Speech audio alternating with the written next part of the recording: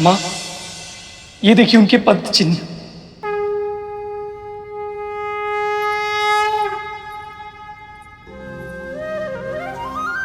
और ये पंख कहां से आया? किसके हैं ये?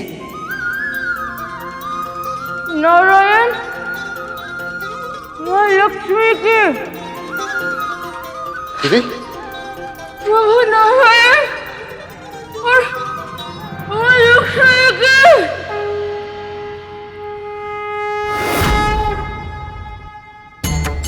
ये आप क्या कह रही है दीदी? और आपकी ये दशा कैसे हुई? अब हमारा भी कल्याण कर दीजिए माँ। अपराध क्षमा कीजिए, कृपा कीजिए भगवती।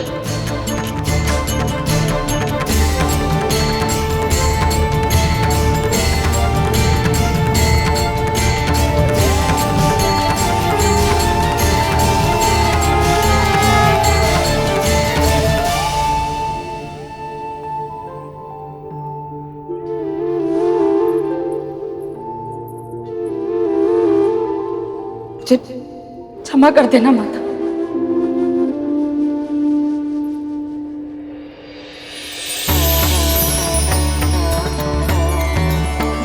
ये पच्चीन प्रभु नारायण और माता लक्ष्मी के,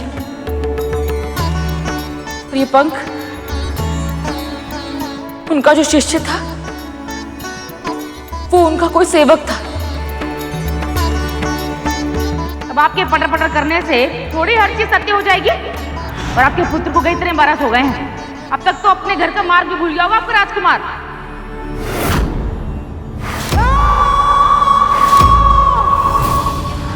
सत्य तो ये है कि जब भी हम कुछ दुर्वचन कहते थे तो हमें उन स्त्री में दिव्यता दिखती थी।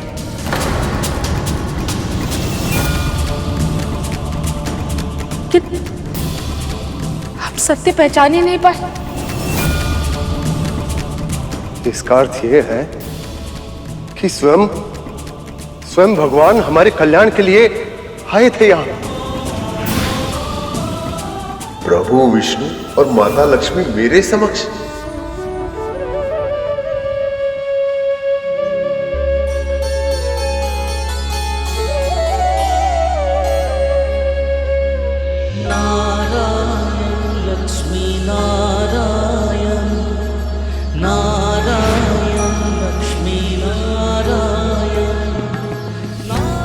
तो उस दिन जो हमें आभास हुआ था वो सत्य था, कोई स्वप्न नहीं।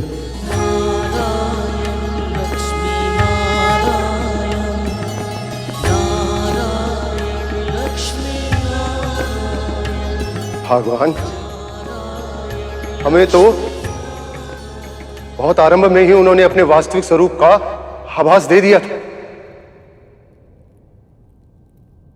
और हम ठहरे निर्बुद्धि, उन्हें पहचान ही नहीं पाए।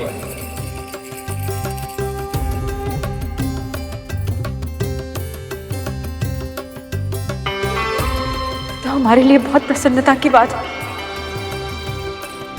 कि साक्षात स्वामी नारायण और माता लक्ष्मी हमारे घर पधारे। उन्होंने हमें कथा सुनाई, हमारे हाथों से बना भोजन खाया। माता ने स्वयं अपने हाथों से बना प्रसाद हमें खिलाया, हमारे साथ रहे। ये हमारा सौभाग्य है, हम धन्य हो गए।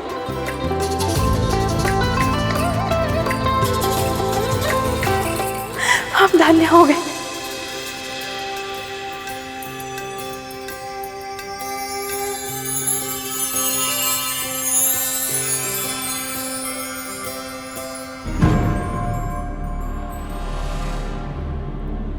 छोटे भाभी,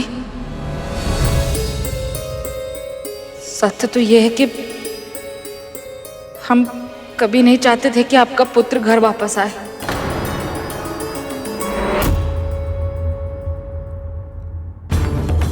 संपत्ति के लोभ में अंधे हो गए थे, पर अब हमें हमारी भूल का आभास है।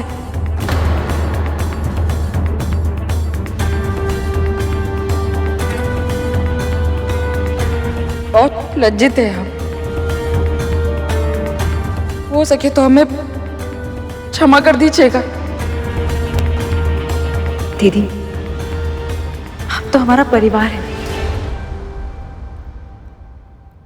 और अब हमारे मन में कोई मैल नहीं।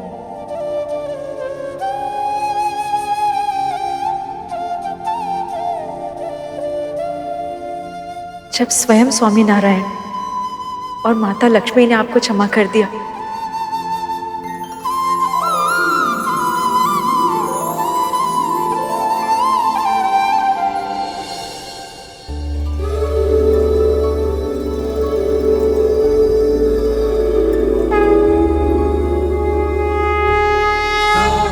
लक्ष्मी नारायण की जय, माँ भगवती विंध्यवासिनी की जय, बोलो लक्ष्मी नारायण की जय, माँ भगवती विंध्यवासिनी की जय।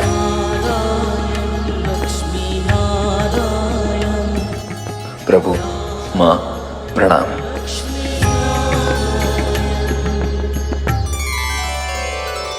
बहुत बहुत बधाई हो गरुड़, तुमने अपनी भक्ति से वो शक्ति अर्जित कर ली है जिससे तुम अब अपने जन्म का उद्देश्य पूरा कर पाओगे।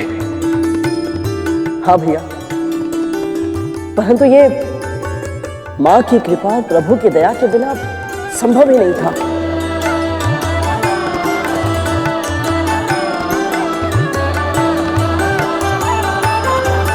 माँ आदिशक्ति के प्रताप से शास्त्री परिवार के साथ साथ अब मेरा भी कल्याण हो जाएगा।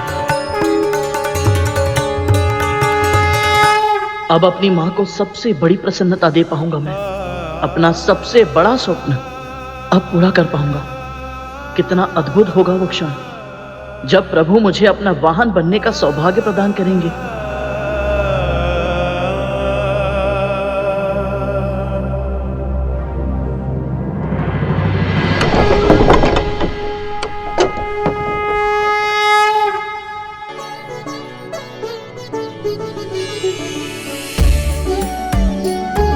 अब तो बहुत समय हो गया, बस अब प्रभु शीघ्र ही आदेश दे ताकि मैं उन्हें संसार के भ्रमण पर ले जा पाऊं।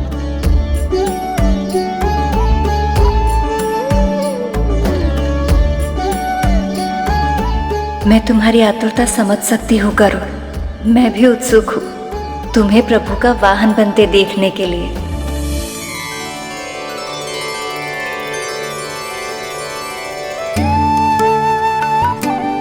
कुछ देर की प्रतीक्षा और सही, बाद वो क्षण शीघ्र आ जाए जब मैं प्रभु को उनकी पहली यात्रा पर ले जाऊं।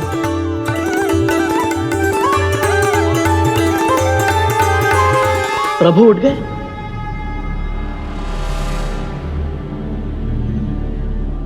अब प्रभु अधिक प्रतीक्षा करना ठीक नहीं होगा। शीघ्र ही तैयार हो जाता हूं ताकि उनका अधिक समय व्यर्थ ना हो।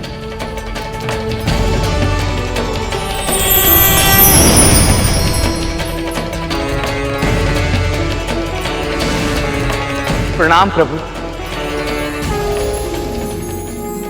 देवगण, आप सब यहाँ?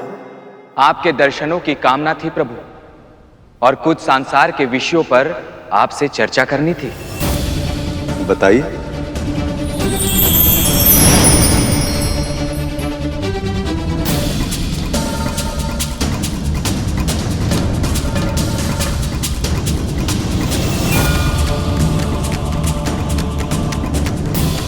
जिस क्षण की प्रतीक्षा मुझे इतने लंबे समय से है, जिसका स्वप्न देखते देखते मेरी माँ ने पलके तक झपकाना छोड़ दिया है, अब वो क्षण आ ही रहा है।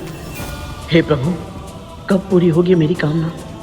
कब सत्य होगा मेरी माँ का स्वप्न?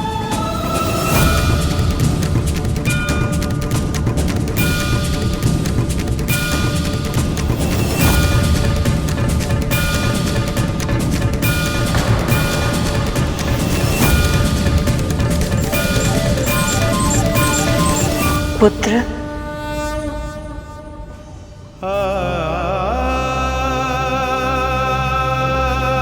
तुम अपनी पीड़ा को विनता से नहीं छिपा पाते हो, तो मुझसे क्या छिपाओगे?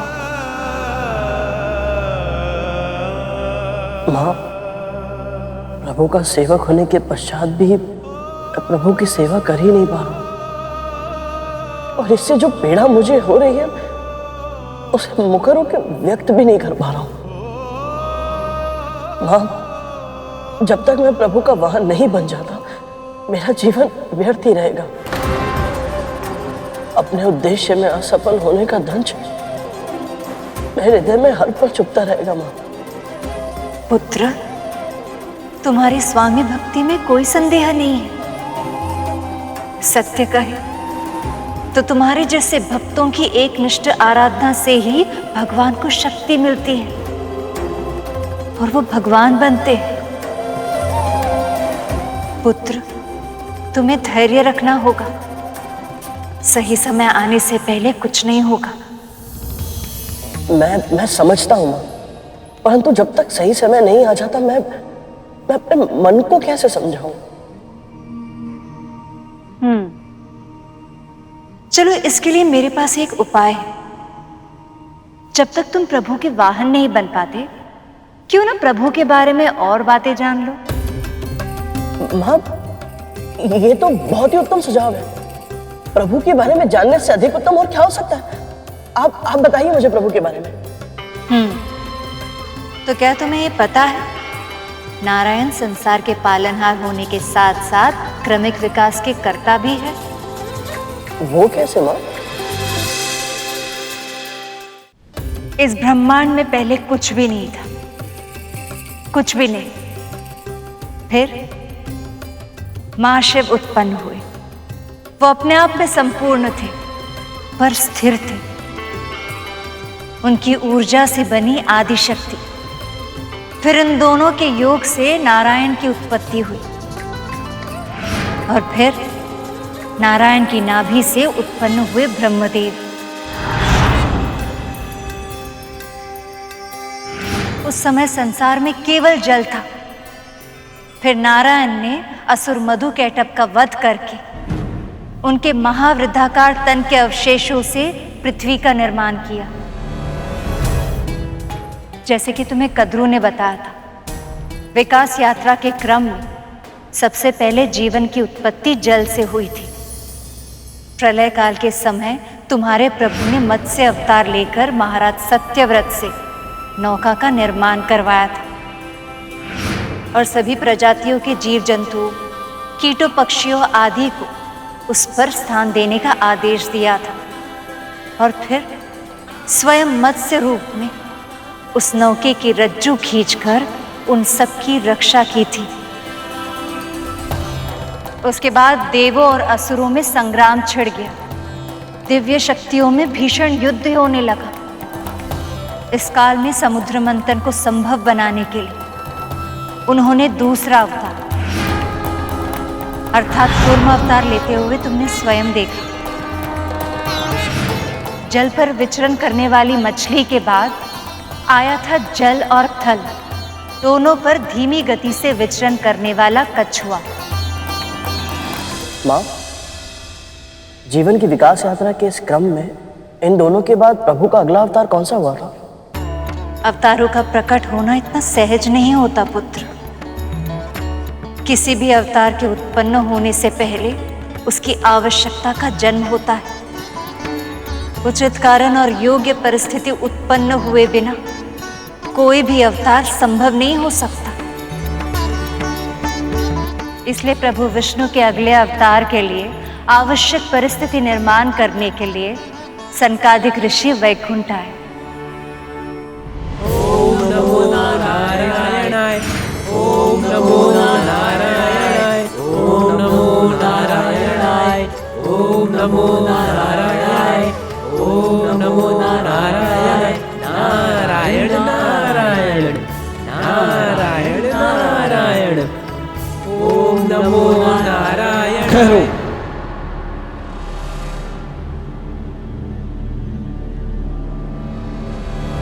द्वार खोलो द्वारपालो, हमें अपने प्रभु के दर्शन करने हैं। वाह बच्चा, बड़े अधिकार से कह रहे हो। हाँ, कौन हो तुम लोग? हम ब्रह्मदेव के मानस पुत्र हैं और श्री नारायण के भक्त। हमें सनकादि के नाम से जाना जाता है। तुम्हारा नाम कुछ भी क्यों ना हो, इस समय श्री हरि और माँ लक्ष्मी विश्राम कर रही हैं। दर्शन करने हैं तो फिर कभी आना। अब जाओ यहाँ से। भगवान और भक्त में समय और असमय का भेद नहीं होता द्वारपालो।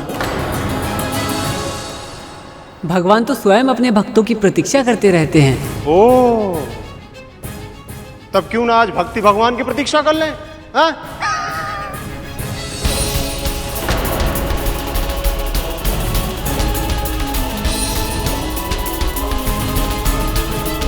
बस अब बहुत हो गया। हमें श्री हरि के दर्शन इसी समय करने हैं। बाल हट मत करो, तुम बालक ब्रह्मचारी हो।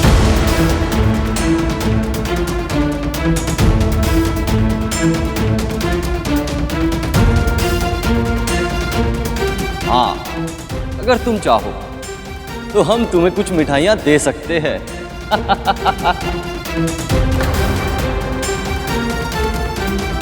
तुम हमारे साथ छोटे बालक की तरह व्यवहार करना बंद करो। बस अब बहुत हो गया।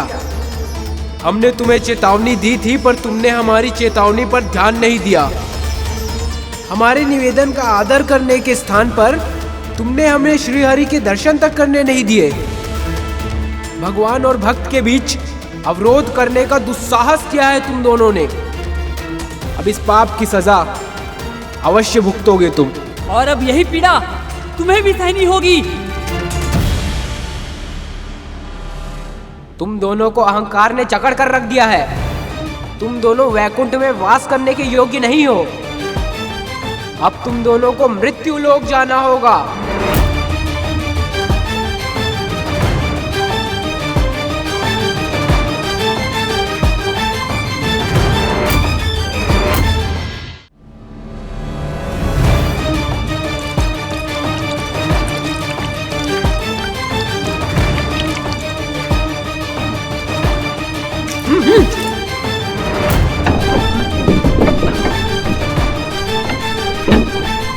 प्रभु,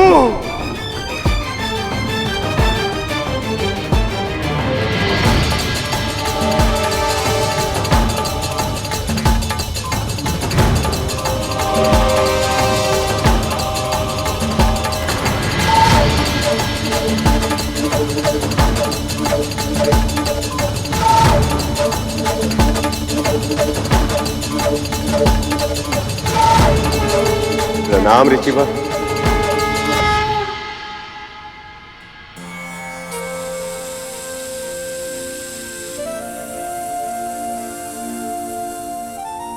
प्रभु, माँ, आपके दर्शन पाकर हम धन्य हो गए।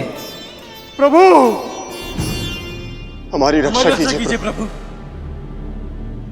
प्रभु, इन ऋषियों के श्राप से हमें मुक्ति दिलाइए। हम इतना बड़ा श्राप सह नहीं पाएंगे प्रभु। पर ऋषियों की वाणी को असत्य मैं भी नहीं कर सकता जय विजय। पर यदि इन्होंने आपको दंड दिया तो उसे तो भोगना ही होगा। पर प्रभु, हमने तो अपने कर्तव्य का निर्वहन किया था। जय विजय, ये सत्य है कि तुम दोनों द्वारपाल हो। प्रवेश की मर्यादा बनाए रखना ही तुम्हारा कर्तव्य है। पर तुम दोनों को इस बात का आकलन भी करना आवश्यक है कि द्वार पर किनका आगमन हुआ है। अपने भक्तों से मिलने के लिए स्वयं भगवान भी दौड़े चले जाते हैं, और आप दोनों ने उनके भक्तों को ही द्वार पर रोक दिया।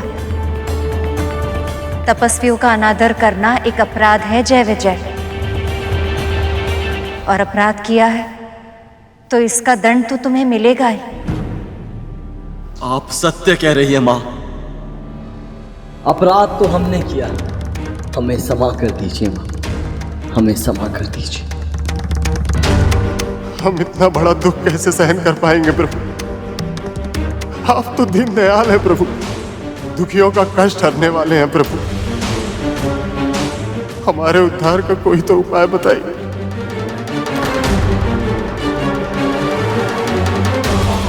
ये कैसी विडंबना है प्रभु, एक ओर भक्तों की करुणा है और दूसरी ओर ऋषियों का मान है। क्या निवारण निकालेंगे आप इस समस्या का?